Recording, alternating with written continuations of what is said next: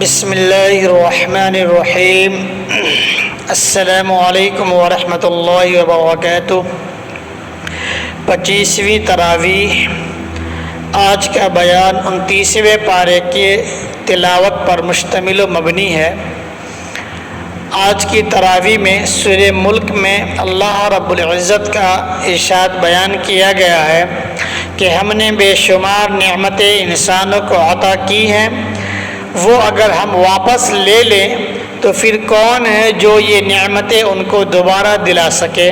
اس لیے اے لوگوں، خدا ہی پر بھروسہ رکھو، موت اور حیات خدا کے قبضے میں ہے۔ الذی خلق الموت والحیات لیبلوکم ایکم احسن عملا۔ پھر اس کے بعد سورہ قلم میں فرمایا کہ اے نبی صلی اللہ علیہ وسلم، آپ پر اللہ کا بڑا فضل و کرم ہے کہ اس نے آپ کو اخلاق کے اعلیٰ درجے پر فائز کیا ہے۔ وَإِنَّكَ لَعَلَىٰ خُلُقٍ عَظِيمٍ۔ آپ اپنے رب کے حکم پر صبر کیجئے اور یونس علیہ السلام کی طرح ہم کو غصے میں نہ پکاریے۔ فاصبر ولا تکن کصاحب الحوت۔ منکرین آخرت کے لیے عذاب کی وعید سنائی گئی ہے۔ پھر سورہ حاقہ میں قیامت کی ہولناکی کی منظر کشی کی گئی ہے۔ الحاقۃ ما الحاقہ وما ادراک ما الحاقہ۔ منکرین کے لیے سخت سزا کی وعید، متقیوں کے لیے جزا و خیر کی خوشخبری ہے۔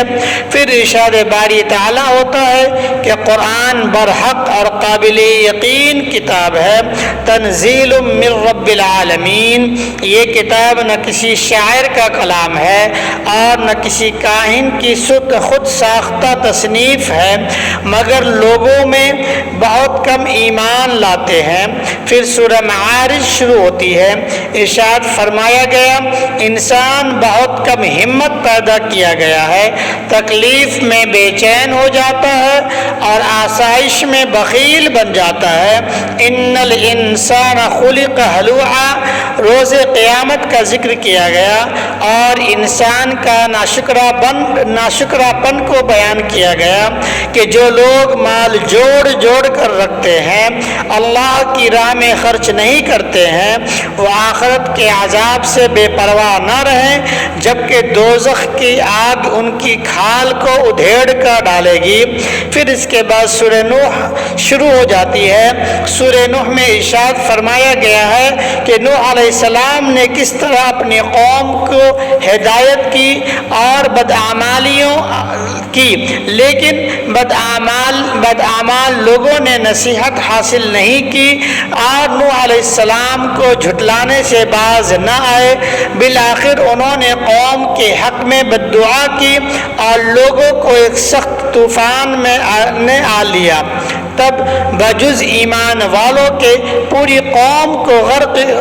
قوم غرق ہو گئی۔ پھر سورہ جن شروع ہوتی ہے۔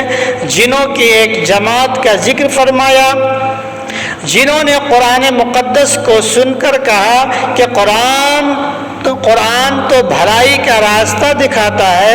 جنات قرآن پر ایمان لے آئے اور توحید رب العالمین کا اقرار کر لیا۔ ارشاد باری تعالیٰ ہے کہ غیب کا علم صرف اللہ ہی کو ہے۔ عالم الغیب فلا یظہر علی غیبہ احدا۔ البتہ وہ جس پیغمبر کو چاہتا ہے غیب کی باتیں وحی کر دیتا ہے۔ پھر اس کے بعد سورہ مزمل شروع ہوتی ہے۔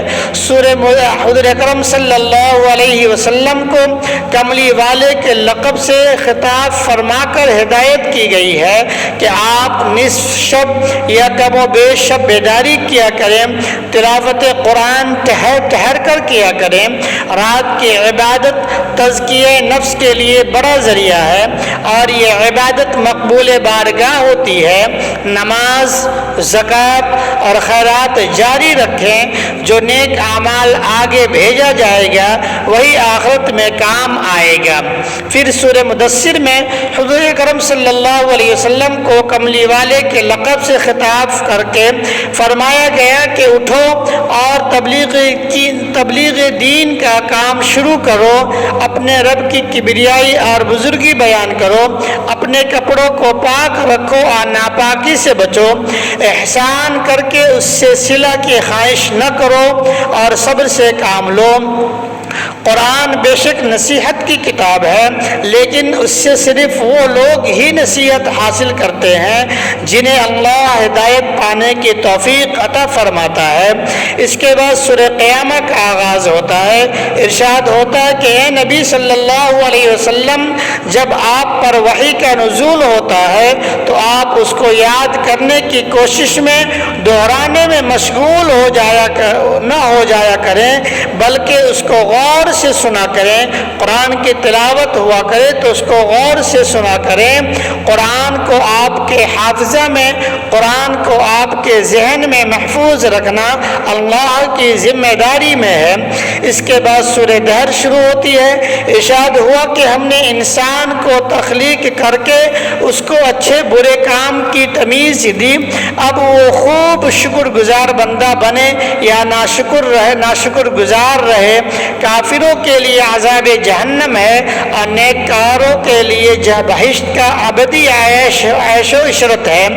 نیک لوگ باوجود خود بھی حاجت مند ہونے کے بھوکوں، فقیروں اور مسکینوں کی مدد کرتے ہیں۔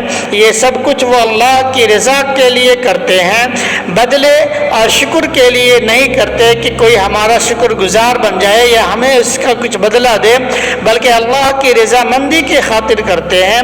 پھر اس کے بعد سورہ مرسلات میں ارشاد ہوا کہ قیامت برپا ہو کر رہے گی، اس میں کوئی شک نہیں کہ وہ فیصلے کا دن ہوگا۔ جھٹلانے والے کب تک جھٹلائیں گے؟ پس جو چاہے اللہ کا مطیع بنے اور جسے بدبختی نے گھیر لیا ہو وہ نافرمانی میں مبتلا رہے۔